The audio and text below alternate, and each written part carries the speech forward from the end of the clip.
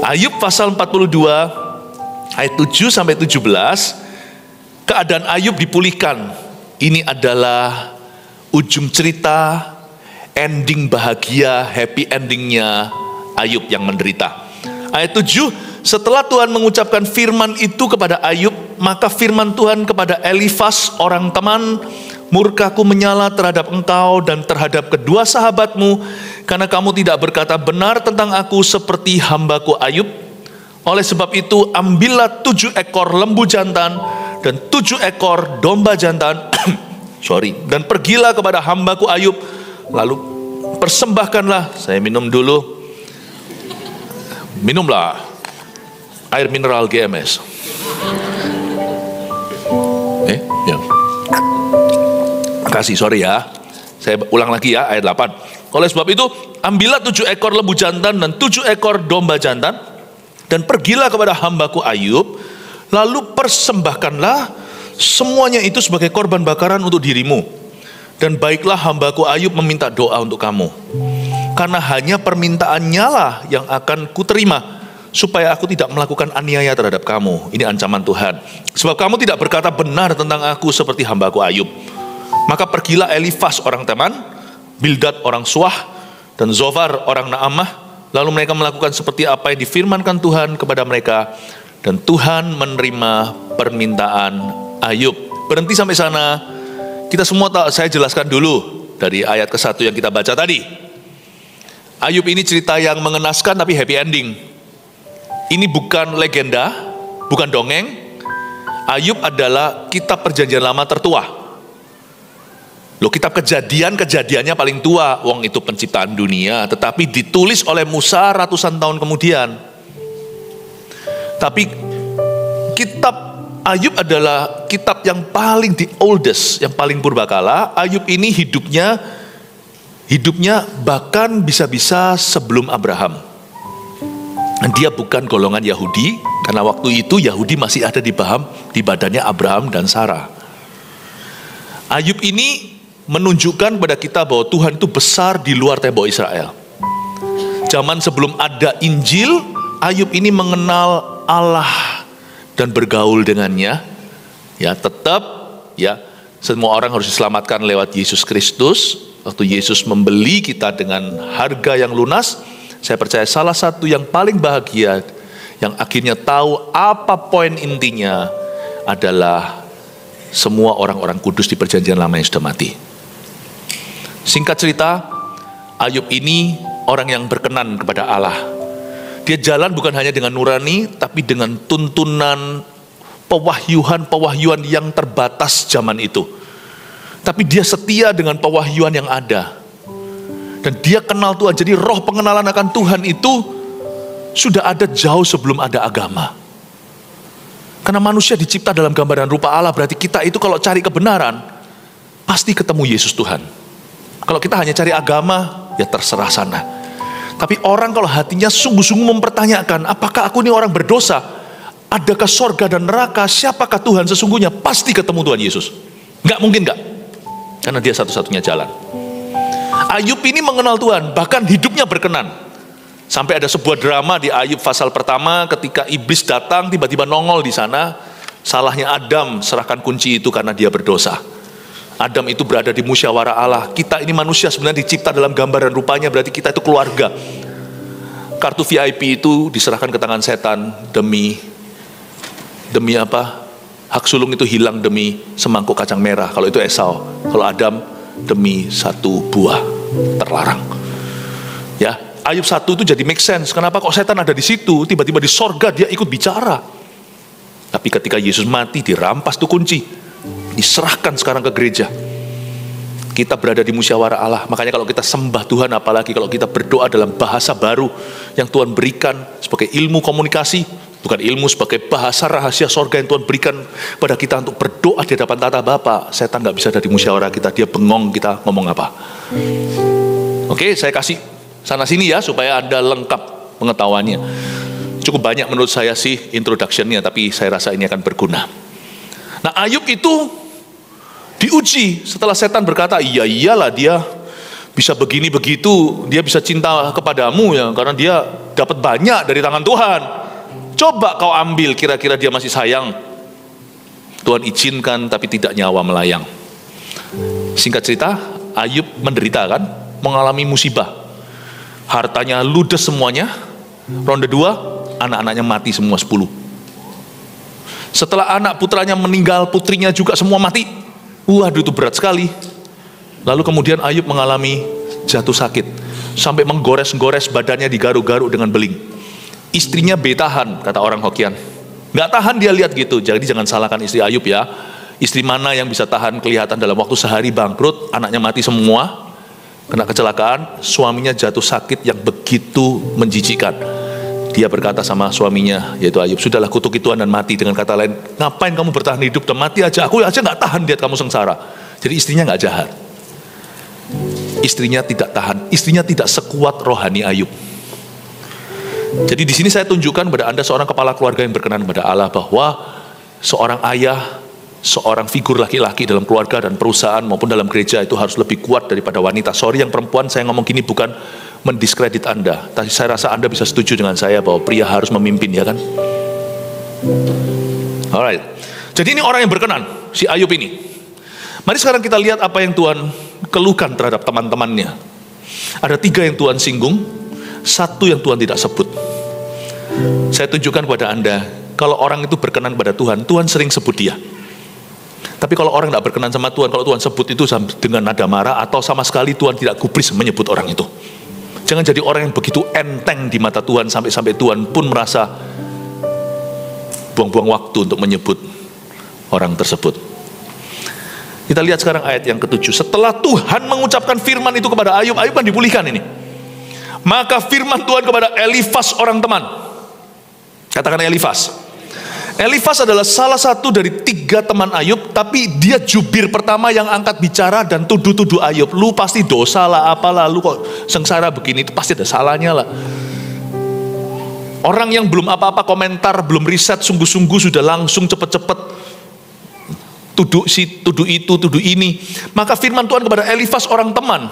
Ini orang teman, ini adalah teman di sini adalah sebuah tempat, sebuah kota. Tapi orang teman di sini juga bicara kepada kita, punya teman kayak gini nggak perlu musuh. Yaitu teman kalau kita lagi jatuh dia tuduh. Teman macam apa itu? Saya berdoa supaya semua orang yang belum ber-CG ketemu CG di sini teman sejati dalam Tuhan.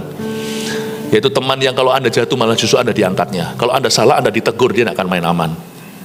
Itu baru teman. Maka firman Tuhan kepada Elifas orang teman, orang dari kota teman, dari suatu tempat ya.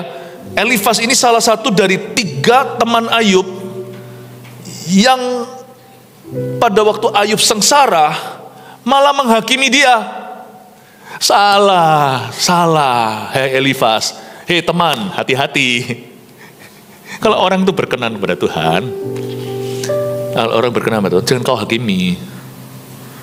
So kita nggak tentu lebih benar. Kadang-kadang kita itu jagonya menghakimi orang yang lebih benar dari kita. Jadi sebelum kita menghakimi siapa-siapa, jangan sih, Tuhan berkata jangan menghakimi. Tapi kalau memang ada perlunya, kita itu harus menegur sesuatu. Pastikan balok di matamu, keluarkan dulu. Selumbar di mata teman. Boleh, penting. Salah satu job deskripsi leadership atau kepemimpinan adalah menegur yang salah dan meluruskan. Atau mengajari, Yesus sendiri berkata muridkan. Jadi perlu yang namanya instruksi dan koreksi. Tapi sebelum itu terjadi, pastikan kita prayerfully melakukan itu dengan penuh doa, bukan dengan roh penghakiman, namun dengan roh kasih dan dengan lemah lembut pula. Sebab sebelum kita menegur seseorang atau kita menghakimi, jangan sampai yang kita hakimi itu lebih benar. Berapa banyak orang hari-hari ini, zaman ini, orang-orang yang viral-viral dan sebagainya, tidak usah ikut-ikutan gitu ya, tapi kadang-kadang kita itu begitu pada orang-orang yang kalau betul-betul ditimbang dalam neraca Tuhan, orang itu lebih kafot loh, Anda lebih enteng. Bukan enteng dosanya, lebih enteng kualitasnya. Ini justru emas yang lebih tinggi karatnya. Jangan-jangan yang menghakimi dia yang justru yang karatan. Memberi instruksi boleh, koreksi perlu. Tapi pastikan you do it rightfully, lakukan dengan cara yang betul pula. destinasi atau tujuan kita tidak menghalalkan segala cara. Semua dilakukan dengan prayerfully dan dengan bijaksana. Jangan sampai orang yang kita tuduh ternyata lebih ringan dosanya dari kita. Dalam hal ini kebalik, kita yang lebih berat dosanya. Dalam neraca dosa kita berapa ton dosanya. Menghakimi orang yang barusan dosanya cuman berapa 1-2 kilo aja. Hati-hati. Kali ini Elifas sok suci. Saya tunjukkan bahwa ada 3 temannya ditegur sama Tuhan. Sebenarnya ada 4. Satu lagi saya kasih bocoran, namanya Elihu. Elihu? Ya Elihu. Dengan Elihu, ya Elihu ya. Ini jayus ya, nggak ngerti ya sudah. Memang semua joke saya memang dry. Mau apa? Saya pendeta bukan stand up komedian loh. Jangan tertawa. Elihu itu nggak dianggap. Coba kalau Anda baca ya di bagian Elihu itu, wah dia tuh kayak bijaksana gitu. Tuhan sebut aja kagak. Tapi 3 ditegur sama Tuhan. Ya, 3 ditegur sama Tuhan. Kita sekarang lihat apa yang membuat Tuhan marah sama mereka. Ayat 8. Oleh sebab itu, ambillah 7 ekor lembu jantan. Mahal loh, barusan kita ada sembelihan. 1 lembu itu berapa juta. Dan 7 ekor domba jantan. Dan pergilah kepada hambaku Ayub.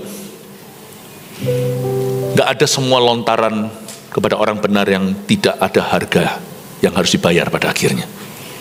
Pasti bayar harga. Kalau cuma berapa juta, 1 ekor sapi, nggak masalah. Berapa banyak orang jatuh sakit karena menginjak kaki yang lebih benar dari dia. Berapa orang mengalami kutukan karena hatinya salah di hadapan Tuhan. Saya ngomong gini tidak boleh kita pakai ini ya terhadap seseorang. Misalnya kalau ada orang kasih kita masukan lalu kita berkata don't touch the anointed, jangan gitu. Jangan jamak orang yang diurapi. Tidak boleh pakai ayat ini untuk bela diri. Ayat ini adalah harus dipakai untuk mawas diri. Bagi yang diserang jangan pakai ayat ini. Pakai ayat ini 7 kali 70 mengampuni. Bagi yang menyerang pakai ayat ini, mikir dulu sebelum serang siapa-siapa. Pikir dulu, paham ya? Ayat itu tidak boleh salah guna. Setan bisa membengkokkan firman. Padahal firman itu tidak ada salahnya, tapi dipakai di konteks yang tidak tepat. Seperti pada Yesus, ayo katanya anak Allah. Kalau kau anak Allah, lemparkan dirimu. Nanti kan ada tumpuan, yaitu tangan malaikat. Bukankah ada ayatnya? Ia tidak akan mengizinkan kakimu tertumpu pada batu. Malaikat he will set his angels charge over you, bahasa Inggrisnya. Tuhan, maka Bapamu akan mengutus malaikatnya untuk menjaga. Salah. Yesus berkata, jangan cobai Tuhan Allahmu. Jangan cobai. Oke, jangan pakai ayat yang salah ya. Ayat tidak boleh pakai bela diri. Sebab orang yang dikenan Allah tidak pernah membela dirinya. Dia hanya berserah. Aku berserah, aku berserah. Kalau perlu dengan air mata. Sengsaraku, engkau yang menghitung air mataku. Kau tabung dalam kirbatmu. Ya Tuhan, kau tahu hatiku yang hancur. Namun ku percaya musuhku akan mundur waktu ku berseru. Curhat itu sama Tuhan, jangan sama manusia. Kalau sama manusia pun harus tepat. Jangan pakai sembarang ayat. Firman seperti ini tidak boleh dipakai untuk bela diri, tapi dipakai untuk mawas diri bagi orang yang suka serang kanan kiri. Be very careful. Belajar dari Elifas. 3 orang ini dimarahi Tuhan, dan ujungnya bayar harga. Bawa 7 ekor lembu jantan, 7 ekor domba jantan. Waduh, ditilang sama Tuhan. Tahukah ada beberapa orang mengalami masalah. Tidak semua masalah itu Tuhan izinkan. Ada masalah karena kebodohan kita. Tapi ada masalah yang jelas-jelas nature-nya. Makanya perlu yang namanya karunia membedakan roh. Kalau kita itu rohani, kita menimbang-nimbang sebuah perkara. Kita tidak cepat menghakimi, tapi secara prayerfully atau dalam doa kita kan bisa melihat bahwa akarnya itu beda. Kelihatan seperti lalang, ternyata gandum. Seperti gandum, ternyata lalang. Bapak ibu saudara, ada beberapa masalah yang Tuhan tidak pernah izinkan dalam hidupmu. Tapi ada di situ karena Tuhan menilangmu. Tahukah ada beberapa bisnis ada masalah, tapi kalau masalah itu Tuhan izinkan, kalau orang itu berkenan, itu akan menjadi batu loncatan. Pasti Tuhan akan menunjukkan donatnya, bukan lubangnya. Anda tidak akan hidup di dalam kehampaan. Ada beberapa orang bisnisnya tidak jalan, bukan berarti Tuhan langsung kasih kemakmuran, tidak tentu. Tapi selama masa-masa pandemi itu, dia bisa menyelesaikan studinya. Ternyata ada musimnya, dan dia berbuah pada musim yang lain. Tapi kalau orang itu mengalami yang namanya ditilang Tuhan, lain. Anda tidak berbuah di musim itu. Anda akan sengsara tanpa arti, tanpa makna, tanpa tujuan. Beberapa orang punya bisnis, tidak mumbul-mumbul, sampai kepahitan dia lepaskan dari hatinya. Sampai dia minta maaf pada orang yang dia larikan uangnya. Sampai dia bereskan urusan pernikahannya atau urusannya dengan kerjaan. Karena dia selingkuh kanan kiri. Kalau itu tidak pernah Tuhan akan bisa berkati pekerjaannya selama dia begitu. Sekalipun kalau dia bisa hoki menurut versi dunia dan dia bisa meraup banyak keuntungan, pasti harta kekayaannya disertai dengan susah payah mengikutinya. Kesusahan yang bukan dari Tuhan. Jadi kita harus mengerti ini, bahwa ada orang-orang tertentu yang ditilang sama Tuhan 7 ekor kambing, domba lagi. Coba belajar kalau kita pergi ke New Zealand itu kau dombanya yang gemuk-gemuk, itu mahal sekali. 7 ekor lembu jantan lagi. Mungkinkah ada orang tertentu ditilang Tuhan? Jadi ada orang yang meskipun dia berusaha, dia tidak akan pernah mengalami terobosan. Ada orang tertentu meskipun dia berdoa 7 kali 70 tidak akan terjadi sesuatu, sampai dia melepaskan berhala hatinya, sampai dia bertekuk lutut dan berkata, mengaku salah di hadapan Tuhan, berkata, Tuhan ampuni saya salah ini, forgive me. Baru Tuhan membalikkan tangannya. Karena yang menentangmu atau yang menilangmu tiada lain adalah Tuhan sendiri. Jika Tuhan di pihakmu, siapa lawanmu? Tapi kalau Tuhan lawanmu, good luck my friend, siapa kawanmu? Tidak senjata ditempa melawanmu akan berhasil kalau Tuhan beserta. Kalau senjata itu Tuhan yang kuutus, tidak ada satupun pembelamu yang akan berhasil. Elifas tahu ini. Mati aku nginjak kaki yang salah ini. Aku menentang sesuatu yang tidak. Makanya itu ada seorang bukan hamba Tuhan, dia tahu ini. Pada waktu zaman gereja mula-mula dianiaya itu, lalu ada salah satu yang bangkit dan berkata, kalau Tuhan yang nyertai, you will find yourself against God's hand. Kamu akan mendapatkan dirimu sendiri sedang menendang gala, seperti Tuhan ngomong gitu sama Paulus kan. Si Saulus itu yang menganiaya gereja. Percuma, lepaskan aja rasul-rasul ini. Karena Tuhan kalau mereka ini gerakannya hanyalah manusia, sebentar lagi akan reda. Seperti itu loh, si pemberontak dari Mesir itu, kisah para rasul kan. Salah satu yang bangkit, tiba-tiba pembelaan dari tempat tidak terduga, bukan dari golongan Kristen, dan berkata, kalau orang-orang Kristen ini, zaman dulu belum namanya Kristen, zaman dulu namanya the way atau jalan, di Antioquia nanti baru namanya Kristen, ditunjukkan. Dia berkata, kalau orang-orang yang namanya jalan ini, jalan Tuhan ini, kalau mereka itu bukan dari Tuhan, mereka akan binasa sendiri. Tapi kalau dari Tuhan, percuma guys, percuma kita lawan. Kita menendang gala, coba tendang kaki ke besi, coba tendang ke tembok aja atau ke batu, yang bengkak bukan batunya. Makanya kalau ada teman Anda tiba-tiba kesandung batu, jangan berkata, tidak apa-apa ya batunya, jangan begitu. Lebih tidak apa-apa ya kakinya, karena batu nggak akan masalah. Menendang gala, sana yang terluka. Menginjak kaki orang yang dikenan Tuhan, sana yang berdarah. Padahal yang dikenan Tuhan kadang-kadang juga dianiaya. Paulus pun mati dipenggal di Roma. Tapi saya mau beritahu kepada Anda bahwa penderitaan umat Tuhan itu panggilan. Tapi yang membuat mereka menderita urusan sama Tuhannya. Ini Ayub menderita, Tuhan izinkan. Elifas bukannya kasih dia tensoplas, malah kasih dia vinegar.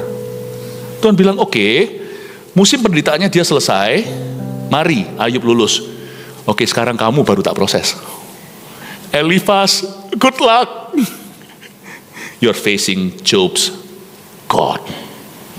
Allahnya ya Ayub. Ditilang sama Tuhan. Jangan sampai ada sesuatu yang dalam hidupmu ternyata itu tilang.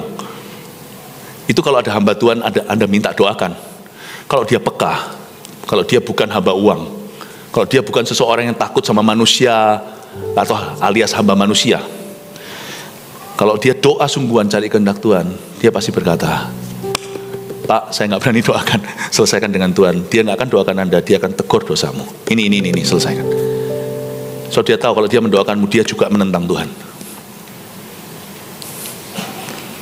Tentang hal ini aku berkata, tidak perlu kau doakan. Salah satu surat Rasul di Perjanjian Baru. Sekarang kan enggak. Kalau enggak, agama jadi bisnis. Doakan. Saya enggak berani. Saya itu enggak berani latah. Kalau ada orang ngomong sama saya, doakan, tuh saya akan anggap serius. Dan saya anggap serius orang yang minta didoakan, lu jangan main-main. Saya nggak main-main. Kalau saya bilang, iya saya doakan. Kalau enggak, saya nggak. Supaya saya nanti, doa saya itu mempan selalu, nggak latah di hadapan Allah. Nah, orang ini cuma asal ubar janji, doakan, tapi dia nggak doakan sungguhan. Supaya kalau saya doakan, itu sungguhan. Coba bilang, kalau coba lihat kalau ada teman Anda dikit-dikit berkata, kebakaran. Nanti suatu hari kebakaran sungguhan, dia teriak kebakaran, nggak ada yang percaya, semua ketawa. Jangan latah. Amin Bapak Ibu Saudara. Saya belajar sebagai hamba Tuhan tidak boleh asal bicara. Supaya ketika suatu hari saya berkata, dalam nama Yesus iblis keluar. Iblis tahu, I mean business. Amin. Terlalu cepat enggak? Enggak ya? Bisa ya? Karena saya kejar waktu, 5 khotbah saya jadikan 1. Saya harap Anda bisa menerima semua pewahyuan ini, catat sebisa mungkin. Oh haleluya, Anda belajar sesuatu? Puji Tuhan. Nah, coba lihat sekarang, ini masih ayat 8a. Oleh sebab itu ambillah 7 ekor lembu jantan dan 7 ekor domba jantan dan pergilah kepada hambaku. Coba kalimat ini luar biasa. Pergilah kepada hambaku Ayub, lalu persembahkanlah semuanya itu sebagai korban bakaran untuk dirimu. Oke? Dan baiklah hambaku Ayub meminta doa untuk kamu. Jadi yang kayak ginian, instruksi Tuhan tidak bisa transferable. Kalau Tuhan sudah kasih alamat, itu Anda tidak boleh ke tetangganya. Tuhan berkata, kamu harus mempersembahkan semuanya itu sebagai harga tilangmu, dan kamu harus pergi kepada spesifikasi hambaku Ayub, meminta doa untuk kamu, karena hanya only itu nggak bisa ditambah seperti cek. Ditulis segini only strip, nggak bisa ditambahi. Dikurang juga nggak bisa. Kau kurang, kalau dibusek atau dihapus atau ditambah, cek itu rusak dan tidak berlaku lagi. Karena hanya itu hari itu pas, permintaannya lah yang akan kuterima. Meskipun di zaman Ayub hidup, dia kurang lebih di zaman Abraham hidup. Sekalipun misalnya Elifas ini omong kosongnya, ngapain Ayub gengsiah mengakui salah? Aku sudah hina dia, sekarang aku harus mengakui dia benar. Sudah, guys, Elifas dan teman-temannya, ya kan, Bildad dan Sofar, let's go traveling jauh-jauh, pergi ke tanah Timur Tengah atau pergi ke kampung halaman Abraham. Kita minta Abraham aja yang doakan. Meskipun Abraham doakan, Tuhan tidak akan dengar. Tuhan bilang hanya Ayub, only. Doain pendeta lain nggak bisa, karena dia yang pendeta ini yang kamu salahi. Doain orang Kristen lain nggak bisa, orang Kristen ini yang kau salahi. Dari jalan kau meninggalkan aku, kata Tuhan kepada Elia, kalau di situ kamu kembali dan kamu urapi si ini dan Elisa pengganti. No. Makanya itu orang yang suka pindah-pindah gereja karena lari dari masalah tidak akan diberkati di gereja manapun. Sungguh. Orang mencuri di pekerjaan ini, dipindah-pindah sampai kapanpun juga selalu akan ada rayap yang makan rezekinya. Tidak bisa. Dari tempat, dari asal kamu lari dari aku, kamu kembali di situ dan perbaiki. Di tempat bait Allah diruntuhkan, di situ Hagai, Sakaria, Serubabel membangunnya kembali di lokasi yang sama. Tuhan Sherlock ini sama Elifas. Kamu ke Ayub dan hanya dia. Karena Ayub dan Abraham hidupnya kurang lebih sejaman Ayub dulu. Kurang lebih. Mau pergi ke Abraham juga Tuhan tidak akan dengar. Percaya enggak? Karena hanya permintaannya lah yang akan kuterima. Supaya aku tidak melakukan aniaya terhadap kamu. Tuhan kalau usah ngomong gitu, supaya aku tidak menganiaya kamu. Kalau Tuhan yang bilang, kalau penganiaya kita yang bilang gitu, saya akan datang ke Tuhan naik banding dan berkata, Tuhan tolong. Kalau Tuhan yang berkata, aku yang menganiayamu, siapa bisa menolongmu? Supaya aku tidak aniaya kamu. So I will not punish you severely, itu bahasa Inggrisnya. Supaya aku aniaya di sini bukan Tuhan cincang-cincang kita, tetapi aku tahu mencubit kamu di area mana yang kamu akan ampun-ampun sama aku. Dan aku bisa menghukummu secara berat. Supaya aku tidak melakukan aniaya terhadap kamu, sebab kamu tidak berkata benar tentang aku seperti hambaku Ayub. Bapak Ibu Saudara, saya buka satu ayat aja ya. Ayat tambahan ini tetap di sini ya. Ini saya belum selesai. Amsal 16 ayat 7 bunyinya begini. Saya buka aja di Alkitab saya bacakan. Amsal 16 ayat 7 bunyinya, jikalau Tuhan berkenan kepada jalan seseorang, maka musuh orang itu pun didamaikannya dengan dia. Saya ulang lagi, kalau Tuhan berkenan sama seseorang, musuh orang itu akan didamaikan dengan dia. Jadi ada beberapa cara Tuhan mendamaikan musuh kita kalau kita berkenan kepadanya. Yang pertama adalah Tuhan mendamaikan musuh itu kepada kita. Dulu lawan, sekarang jadi kawan. Itu suatu pratanda bahwa Tuhan berkenan pada kehidupan seseorang. Ya, tapi itu juga nggak tentu. Kita harus lihat case by case, karena ada orang yang dulunya musuh sekarang jadi teman. Di politik juga bisa sih. Bisa bersih tegang tapi ternyata nanti ngopi bersama, ya namanya politik ya, nggak tentu ya. Atau bisa jadi karena kitanya kompromi. Dulu ada orang-orang non-Kristen yang lihat kita bilang fanatik lu waktu kita sungguh-sungguh, lalu mereka tidak menjauhi kita dan mereka merasa kita aneh. Tapi sekarang kita jatuh, kita murtad kembali ke jalan yang salah. Sekarang dulu yang memusuhi kita sekarang ngerokok bersama dengan kita. Nah itu lain lagi lah. Itu bukan jalan orang yang berkenan pada Allah. Itu jalan kompromi, paham ya? Tapi yang berkenan pada Allah itu gini, kita tetap berkenan, kita tidak berubah, kita tetap berkenan. Tapi orang yang memusuhi kita sekarang, dulu yang aniaya gereja seperti Saulus, sekarang jadi pendiri gereja. Dulu yang selalu ngomong, wah CG gini, CG gitu, sekarang anggota CG kita. Saya waktu sama-sama di mobil sama, barusan ini kan ada Biskon kan, ketua Biskon kita yang di pusat kan namanya Pak Fandi.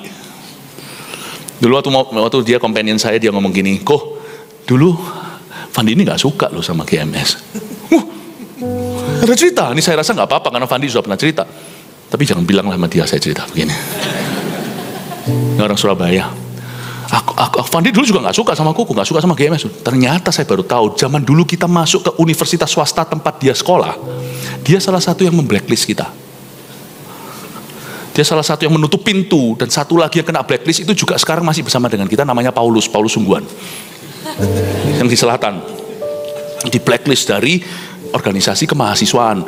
Itu kita KKR pertama, KKR A Trip to Hell zaman itu setelah Satya Wacana. Yang kedua, yang pertama di Surabaya itu Oktober tahun 2000. Itu saya KKR itu 400 orang, berapa ribu orang, 600 orang bertobat. Tempatnya Pastor Kuokcian dulu, Pastor Thomas ini dulu sekolah. Itu bertobat luar biasa.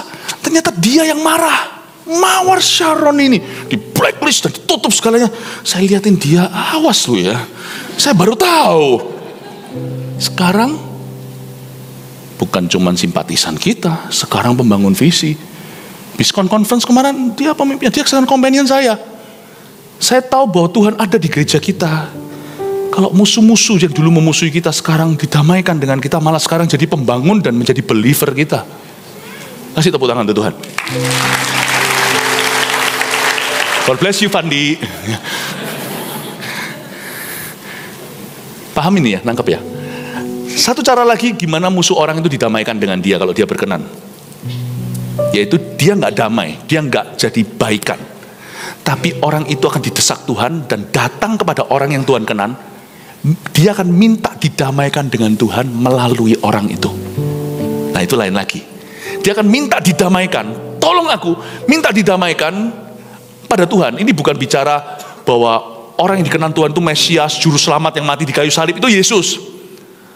Yesusnya nggak masalah, teorinya dia sudah ada, cuman hatinya salah. Yang bisa benerkan, ya orang yang dia salahi itu ternyata yang lebih benar di hadapan Tuhan. Paham ya? Jadi dia bukannya berdamai dengan orang itu, mau berkawan. Seperti sekarang Fandi dengan saya menjadi teman, atau seperti Fandi sekarang menjadi pembangun visi GMS, dan dia sangat cinta GMS. Yang dibaptis Roh Kudus di salah satu rehearsal atau gladi resiknya Natal, terima bahasa roh pertama kali, padahal dulu paling anti. Ya, bukan cuma itu, tapi orang itu tidak berkawan dengan kita, tidak mendekat, tetapi orang itu gak bisa dekat sama Tuhan lagi kecuali kita doakan. Orang itu mesti berdamai dengan Allah hanya melalui kita, karena Tuhan kasih spesifik alamat, lu harus didoakan dia. Saya mengalami sesuatu yang mengerikan buat saya, tapi itu mengajarkan pada saya supaya kita semakin humble. Saya ditelepon suatu hari siang-siang oleh seseorang yang akan segera meninggal atau wafat. Dia sudah sekarat. Telepon saya dalam suara yang sangat-sangat lemah. Pak Philip, saya bilang, saya harus terima. Waktu saya tanya, terus dia ngomong sama saya Saya minta didoakan. Saya minta maaf. Saya itu nggak ngerti. Saya nggak ngerti apa yang terjadi. Kenapa? Iya. Saya belum tahu apa sebab musababnya. Saya langsung, karena saya dengar suaranya itu seperti orang mau meninggal. Saya sudah sekarat. Saya mau minta maaf. Iya, saya maafkan. Saya nggak tahu dia maaf apa, tapi pokoknya saya maafkan. Dia bilang, saya dari dulu membenci gereja, bukan membenci gereja, nggak tahu kenapa dia kata-katai saya terus. Dia kena suatu penyakit yang berat dan dia sekarat. Dan waktu dia minta sembuh dan doa, Tuhan bilang sama dia, kamu harus didoakan sama itu. Ini orang bukan yang tukang dengar suara Tuhan, tapi hari itu ditegur. Orang kalau sudah diranjang pesakitan mau meninggal, nggak mungkin dia main-main dengan suara Tuhan. Tanya orang yang sudah nyaris, nggak mungkin mereka sembrono soal ginian. Kamu harus minta didoakan. Waktu saya dengar gitu, saya nggak pikir dua kali. Saya kata, whatever it is Pak, sudah dari saya nggak pernah. Saya juga nggak tahu apa yang terjadi kok. Saya ampuni Bapak, please jangan mati. Saya doakan, saya nangis. Itu saya masih ingat waktu itu kami masih beribadah di perumahan, di kantor depannya WC itu saya masih ingat. Saya terima telepon, saya nangis. Saya kata, Tuhan ampuni, aku lepaskan pengampunan. Waktu saya doa dia nangis, ampuni saya Pak Phil. Saya bilang, ampuni, tak kasih, ampuni, jangan mati. Saya bilang, ampuni aku, lepaskan pengampunan. Amin, selesai. Terus dia damai, dia bilang, terima kasih Pak, Tuhan berkati. Tutup telepon, 2 jam kemudian meninggal. Apakah setelah itu saya gaya? Don't touch me. Can't touch this. Lu kira lu siapa? Itu mengajari saya. Anda kira saya dibela? Tidak, saya diperingati Tuhan. Kamu juga jangan pernah berada di sisi ranjang itu ya. Kamu juga jangan sampai berada di sisi yang salah. Bukan saya bacakan ayat lagi. Dari sini kita tidak boleh GR. It's never about you and me. Never. Coba baca. Karena hanya ayat 8b tadi ya. Karena hanya permintaannya lah yang akan kuterima. Betul? Wah, Ayub kan dielukan, diagungkan. Tidak. Supaya aku tidak melakukan aniaya terhadap kamu. Oke, itu ancamannya. Sebab, coba lihat sebabnya. Kamu tidak berkata benar tentang Ayub. Betul? No. Never. Makanya waktu Daud itu berdosa terhadap Tuhan dengan membunuh Uriah demi dapat Batsheba, dia tulis di Mazmur 51, kepadamu sajalah aku telah berdosa. Loh, dia dosai istri orang kok, dosai seorang pria kok namanya Uriah yang begitu setia dalam kerajaannya, dikhianati begitu aja, dibunuh, politisasi. Tapi dia berkata, to you only have I sinned. Padamu saja aku berdosa. Tuhan itu tidak perlu bela kita. Emangnya kita siapa? Semua dosa itu terhadap Allah. Pahit sama orang, gosip lah apa, itu dosanya ke Tuhan, bukan ke kita. Sebab kita yang didosai orang, kita juga bisa berdosa terhadap Tuhan. Paham maksud saya? Nggak ada orang, seperti yang saya katakan di ibadah sebelumnya, nggak ada orang yang berkenan pada Tuhan itu permanen. Jaga diri itu tiap hari dengan segala waspada. Saya sekarang berkenan, besok saya bisa di pihak yang salah. Kebetulan kalau saya hari ini dibela, itu bukan berarti saya yang hebat atau mulia, tetapi karena saya memegang satu kebenaran itu yang diserang, dan itu urusan personal dengan Tuhan. It's never about you, sebab di Alkitab dikatakan, sebab kamu tidak berkata benar tentang aku, garis bawah itu. It's never tentang kita, selalu tentang Tuhan. Tentang aku seperti hambaku Ayub, dia lebih benar. Kamu tidak berkata benar tentang aku, kata Allah yang Maha Kuasa, Yehova di perjanjian lama. Tuhan tidak membela Ayub. Hari itu waktu saya terima telepon, Tuhan tidak bela saya. Tuhan peringati saya, kamu juga ya.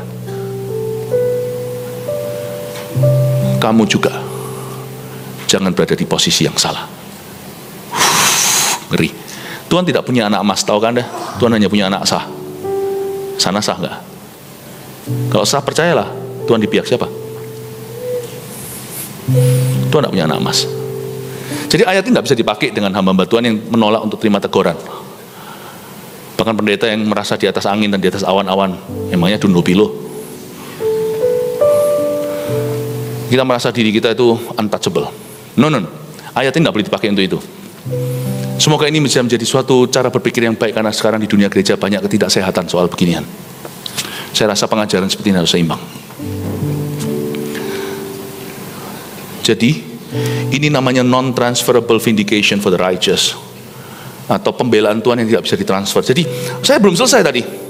Jadi sebenarnya Amsal 16 ayat 7, maka musuh orang itu didamaikan, itu satu cara adalah orang itu berdamai dengan kita. Seperti tadi Pak Fandi, seperti yang saya ceritakan contohnya. Atau orang itu minta didamaikan dengan Tuhan melalui kita. Atau salah satu lagi, orang itu tidak datang ke kita, tidak minta didamaikan dengan Allah melalui kita, tapi orang itu diam-diam di hati ada kesaksian Tuhan. Ya kan? Dia benar, lu salah. Didamaikan itu artinya pada akhirnya kasus itu ditutup sama Tuhan. Nanti dilanjut di akhirat kalau orang itu tidak bertobat. Tetapi sekarang ditutup di hati orang itu juga. Musuhnya pun mengakui, gua salah. Tapi terlalu gengsi untuk mengakui. Di hati itu langsung tahu. Didamaikan itu artinya sudah dibuat reda itu. Tidak lagi menjadi gunjang-ganjing pertanyaan. Di hati kita yang hidup benar, kita selalu akan berbuah-buah kebenaran. Dan Tuhan, kita tahu Tuhan beserta kita. Di hati orang-orang tertentu yang menyalahi kita, Tuhan sudah bicara kok. Tenang aja, Anda tidak perlu pembenaran, tidak perlu pencitraan, tidak perlu menjelaskan semua orang. Di hati orang itu, diam-diam Tuhan sudah bersuara. Sekarang lu tahu kan siapa yang ku cinta? Sekarang kamu tahu kan siapa benar, siapa salah? Di hatinya dia tahu. Oke. Cuman terlalu gengsi untuk ngaku. Itu urusan sendiri. Sudah langsung dicerai sama Tuhan kasusnya. Selesai sudah. Kita terus lanjut move on. Orang itu sudah tahu dia salah. Didamaikan itu kadang-kadang adalah sebuah kesaksian Roh Kudus kepada musuh-musuhmu. I love that person, hands off. Aku cinta dia. Lepas tangan. Sekarang kamu lihat kan, siapa benar, siapa salah. Kamu tahu sekarang kan. Itu salah satu penggenapan ayat Amsal 16 ayat 7 tadi yang saya ceritakan. Dalam konteksnya Ayub mengalami sampai orang-orang itu datang bawa lembu, sampai minta didoakan. Itu berarti full measure ya, itu ukuran penuh. Orang itu sungguh-sungguh berbalik arah menjadi teman. Tidak sampai situ saja, Ayub diberkati Tuhan, orang-orang yang meninggalkan dia kembali kepadanya. Ayub itu dapat bonus-bonus luar biasa dari Tuhan. Maka kita lihat dulu ayat 9, maka pergilah Elifas, orang teman, Bildad, orang Suah, dan Sofar, orang Naamah. Lalu mereka melakukan seperti apa yang difirmankan Tuhan kepada mereka, dan Tuhan menerima permintaan Ayub. Wah, bagus. Apakah Tuhan tidak berproses sama Ayub? Jangan salah, tidak ada orang berkenan yang permanen. Setiap orang diuji. Dalam hal ini, dalam cerita ini yang diuji bukan hanya ketiga teman Ayub, tetapi Ayub pula. Ayub juga diuji oleh Tuhan. Dan Tuhan menerima permintaan Ayub. Ayat ke-10 inilah kemenangan Ayub. Di ayat 10 Ayub lulus. Lalu Tuhan memulihkan keadaan Ayub. Oke, bagus. Tapi tunggu dulu, di mana dia lulus? Lalu Tuhan memulihkan keadaan Ayub setelah ia meminta doa untuk sahabat-sahabatnya. Ketika Ayub lihat sahabatnya 3 datang bawa lembu, bawa domba, semua dengan muka yang layu, yang pucat, dan berkata, gengsi kan? Sorry, you benar, kami salah. Doakan kami, mungkin gitu ya. Doakan kami. Ayub pada sedetik itu, sejenak, dia tiba-tiba sebagai manusia pastilah imajinasi ini. Dia pasti mau marah. Ya kan? Atau syukur. Atau gini loh, maksudku tuh gini, kenapa kalian salah pahami? Membela diri. Anda pernah enggak kalau Anda mendidik anak, Anda tahu bahwa anak ini belum lulus, masih ngomel. Tapi ada satu titik ketika anak itu berserah dan berkata, ya kayak gitu. Terus anak kita berkata, ya Pak Ma, ini salah. Kita sudah tahu langsung dia lulus. Bukan berarti anak yang lemah ya, dikit-dikit ngaku salah. Tapi kalau dia memang salah, kalau dia akhirnya mengaku dan dia tahu salahnya di mana, kita nggak ada tertarik kok untuk marah-marahin dia. Kita tahu dia sudah lulus. Ayat 10, Tuhan tahu anaknya lulus, Ayub. Ketika 3 orang membawa lembu, domba, dan Ayub bukannya marahi mereka atau pembenaran, Ayub mengutarakan kekesalan. Tapi Ayub langsung meminta doa untuk sahabat-sahabatnya. Sini. Kayak Yusuf gitu loh. Kalian mereka-reka yang jahat, tapi Tuhan memakai ini untuk kebaikan seluruh dunia. It's okay kok. Sini, itu adikku ya Benyamin. Sini, nangis. Aku mengampunimu. Lulus. Lalu Tuhan memulihkan keadaan Ayub setelah meminta doa untuk sahabat-sahabatnya, dan Tuhan memberikan kepada Ayub 2 kali lipat dari segala kepunyaannya dahulu. Dan yang ini bonus ya. Bahasa Inggrisnya, God doesn't have to, He just wanted to. Dalam hal ini, Ayub diberkati 2 kali lipat segala kepunyaannya dulu, bukan karena Tuhan harus lakukan. Jangan pernah ada di sini yang berkata, kalau aku taat Tuhan harus beri sesuatu. Kalau aku berkorban, Tuhan harus memberkati. Kalau aku mengampuni, Tuhan harus membalasnya kepadaku. Jangan gitulah. Bukannya seharusnya sapu lidi dipakai untuk menyapu? Bukannya seharusnya sutil dipakai untuk memasak? Kalau kita dipakai Tuhan itu jangan minta upah. Meskipun ada upah di sorga, sebenarnya kerajaan Tuhan itu kerajaan kasih karunia. Padahal kita loh memang sudah seharusnya mengembalikan. Masa kita mengembalikan itu harus dikasih bonus? Kan paling lucu itu ya, terjadi hukum di masyarakat. Dompet saya jatuh, dalamnya ada 1 juta. Lalu habis itu diambil, dikembalikan. Kalau saya, karena saya pernah ngalami yang beginian. Saya tidak mau munafik ngajari sesuatu, saya sendiri tidak berbuat, tidak melakukan itu. Saya kembalikan misalnya ini, contoh, bukan yang kayak gini kasusnya, tetapi yang lebih dari ini, teman, saya kembalikan. Terus orangnya jadi sungkan sama saya, lalu ngasih saya 500 ribu. Kalau saya terima, saya murahan. Ya bukannya itu sudah kemanusiaan gitu loh, come on. Itu kan dompet-dompet orang, dengan dia jatuh gitu, saya ambil kasih, masa saya harus dapat komisi? Kalau bisnis lain cerita. Nah, kalau ini adalah sesuatu yang milik orang lain, bukannya seharusnya kalau saya lihat kejahatan saya tidak mendukungnya? Bukankah kalau saya lihat orang sengsara, seharusnya kalau saya punya, saya menolongnya? Ngapain saya dikasih? So, saya pernah ngalami gitu juga di Jepang. Waktu dikembalikan, bukan dompet, bukan apa, orangnya tidak minta kompensasi, tidak minta. Bahkan di Jepang dulu ya, sekarang tidak tahu. Saya kasih tips itu nggak tahu, orang itu nggak ngerti tips-tipsan zaman itu ya. Saya pergi jalan tuh dikejar lari. Orang Jepang kalau lari kan gitu. Ini waitressnya yang perempuan gitu ya, pakai span gitu. Gitu ngomong ya, nggak tahu ngomong apa. Yamaha Toyota Suzuki deh. Saya kasih itu. Oke, tips ya. Arigatou gozaimasu. Nei ikushi. Arigatou gozaimasu. Nei ikushi. Kasih nggak mau ya nggak mau. Kasih tips nggak mau. Karena dia merasa itu kebanggaan nasionalnya. Aku melayani itu sudah aku. Kenapa aku harus kau bayar? Kenapa aku harus kau bayar? Bayarlah produk yang kau ambil. Sudah ada service charge-nya. Kita orang Indonesia nggak boleh kalah gitu-gitu. Kenapa kita harus diupah? Tapi Tuhan tetap memberi upah kita di sorga, itu ada ayatnya. Tuhan itu berlebihan mengasihi kita. Gak perlu lah Tuhan, gak usah. Sebenarnya Tuhan memberkati Ayub 2 kali lipat itu dari kehendak Tuhan, bukan dari keharusan. Oke, paham ya? Sekarang kita lihat berkatnya Ayub ya. Anda belajar sesuatu? Kemudian datanglah kepadanya semua saudaranya laki-laki dan perempuan. Semua kenalannya yang lama dan makan bersama-sama dengan dia di rumahnya. Mereka menyatakan turut berduka cita dan menghibur dia oleh karena segala malapetaka yang telah ditimpakan Tuhan kepadanya. Dan mereka masing-masing memberi dia uang 1 kesita dan sebuah cincin emas. Tuhan memberkati Ayub dalam hidupnya yang selanjutnya, lebih daripada dalam hidupnya yang dahulu. Ia mendapat 14.000 ekor kambing domba, ingat-ingat 14.000, 6.000 unta, 1.000 pasang lembu, dan 1.000 ekor keledai betina. Begini, teman-teman lamanya semua kembali. Mereka menghibur dia. Kata menghibur itu seperti orang sedang berduka cita. Karena segala malapetaka yang telah ditimpakan Tuhan kepadanya. Jadi, mereka masing-masing memberi dia uang 1 kesita dan sebuah cincin emas. Ketika Tuhan memberkati, Tuhan juga utus orang untuk memberkatimu. Tuhan tidak harus lakukan itu semua dari kehendaknya, bukan dari keharusannya. Tuhan ingin memberkati Ayub. Dari sini kita harus mengerti bahwa kalau Tuhan berkenan pada seseorang, tidak usah Tuhan dipaksa. Tuhan itu sudah ingin memberkati kita. Gak usah minta berkat. Orang minta berkat itu sama seperti Tuhan. Aku berdoa, minta Tuhan Yesus buat air itu basah. Ya sudah pasti. Berkat itu ada dan Tuhan ingin memberikannya. Kalau kita mau mencari berkat, lebih baik kita taat. Tuhan tahu kok kemana harus perintahkan berkat. Amin. Mereka masing-masing memberi dia uang 1 kesita dan sebuah cincin emas. Coba Anda perhatikan kata menghibur dia oleh karena malapetaka. Di sini saya menunjukkan kepada Anda bahwa sekalipun hartanya dikembalikan 2 kali lipat. Tuhan memberkati hidup Ayub itu lebih dari hidupnya sebelumnya. Kalau Anda tadi baca jumlah hewan-hewan livestock yang dia punya, 14.000 ekor kambing domba. Kalau Anda baca di pasal 1, 7.000. 6.000 unta kalau Anda baca di pasal 1, permulaan Ayub 3.000. 1000 pasang lembu, dulu ada 500. 1000 ekor keledai betina, dulu ada 500. Berarti Tuhan mengembalikan 2 kali lipat sungguhan, persis kalau Tuhan berkata, penggenapannya harafiah. Cuman, tidak ada yang bisa menggantikan 10 anaknya yang mati.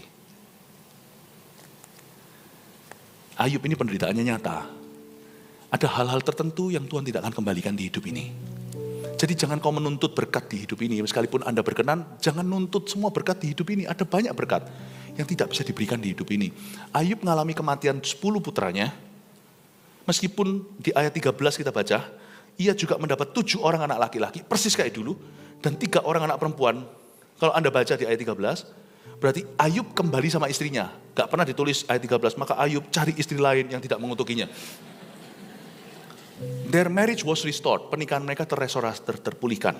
Dan Ayub mendapat kok bisa plek sama 7 putra, 3 putri. Persis, tapi ini 10 anak baru. Kalau lembu 14.000, ya, kalau domba 14.000, dulu 7.000, nggak ada bedanya, behek-behek sama. Tapi Ayub mengalami satu masa duka yang nyata, 10 anak ganti 10 anak, tapi 10 anak yang satunya lagi di sorga. Kalau Anda baca ayat ini, sangat tricky. Maka Tuhan berjanji mengembalikan, dan Tuhan memberikan kepada Ayub 2 kali lipat. Katakan 2 kali lipat.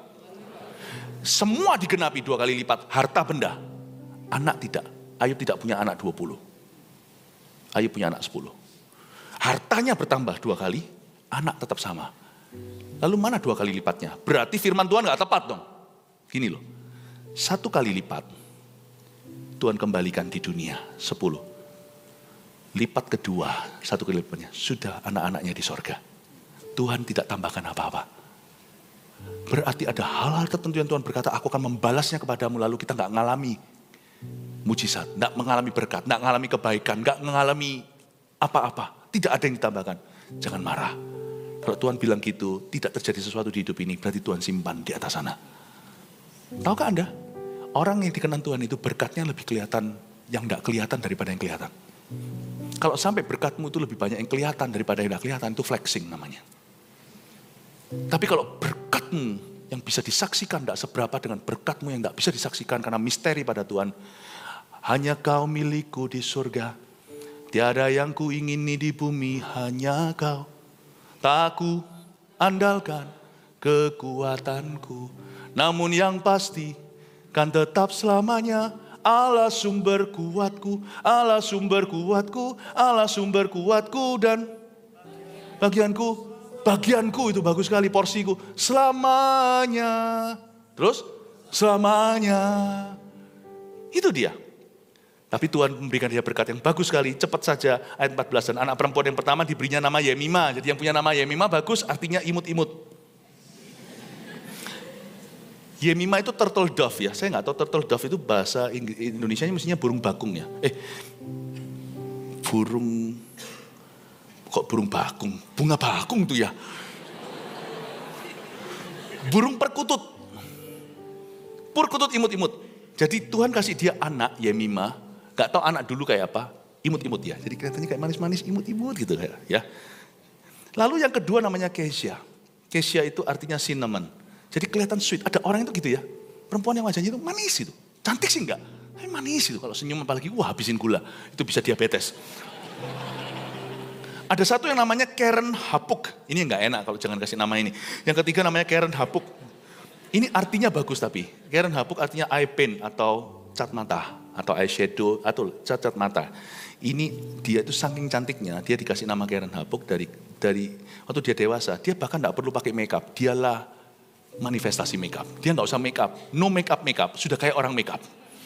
Dia nggak perlu makeup untuk cantik. Ayo, jangan iri yang wanita. Karen Hapuk. Coba lihat ya, cara membahas. Kenapa sih dimasukin nama-namanya ini? Bukan karena mereka paling cantik. Tuhan tuh kalau kasih berkat itu, Tuhan tuh tahu kapan memberimu imut-imut, kapan memberimu burung perkutut, kapan memberimu sesuatu yang sweet, kapan memberimu sesuatu yang menyolok, nggak usah makeup aja, wow ngejreng. Jangan tentukan berkat itu. God knows what's best for you. Kasih tepuk tangan untuk Tuhan Yesus. Di seluruh negeri ini tidak terdapat perempuan yang secantik anak-anak Ayub. Dan mereka diberi ayahnya milik pusaka di tengah-tengah saudaranya laki-laki. Sesudah itu Ayub masih hidup 140 tahun lamanya. Ia melihat anak-anaknya dan cucu-cucunya sampai keturunan yang keempat. Ayat 17, maka matilah Ayub tua dan lanjut umur. Kata lanjut umur di sana artinya full of days. Full of days ini artinya seperti ini, signifikan maknanya. Sudah waktunya mati. Orang kalau sudah waktunya mati itu tahu dan dia ready kalau dia dalam Tuhan ya. Dia nggak akan, wah nggak mau, kayak rebutan dia dijemput bukan sama malaikat maut, sama Tuhan Yesus nggak akan gitu. Saya pernah sakit keras, dan saya kira saya akan mati. Tapi di dalam hati, saya nggak ready. Bukan nggak ready-nya karena dosaku, karena saya nggak hidup, saya belum hidup memuliakan Tuhan, atau belum hidup berguna dan berbuah-buah, bukan. Tapi lebih kepada, I don't think this is the right time. Bukan waktunya. Dan saya cuma merasa kayak, banyak orang nggak akan ready. Pernah, dulu, nggak usah liatin saya kayak gitu, nggak usah. Pernah saya digigit sama semut gitu loh, jadi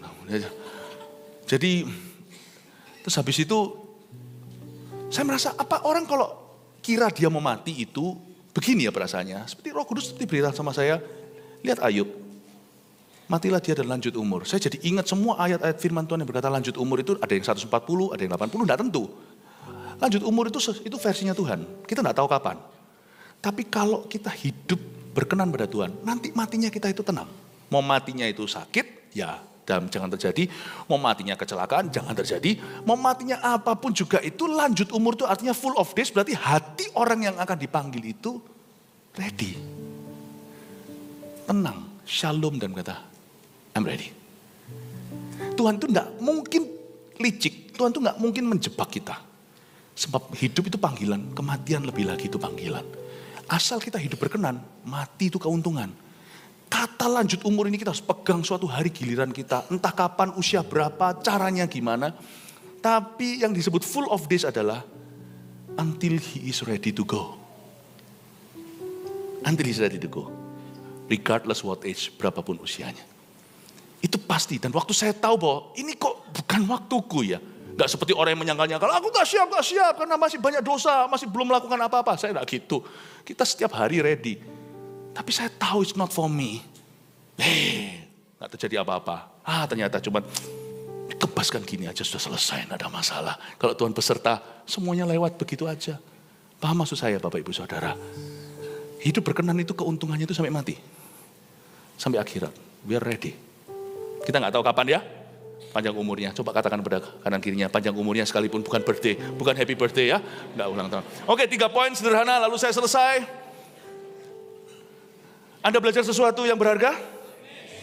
Ketika Tuhan berkenan pada seorang Ayub, apa aja kita bisa pelajari? Nomor 1, Tuhan akan menegur orang lain karena dirinya. Ditegur tuh, dijewer tuh Elifaz. Jadi, berharga?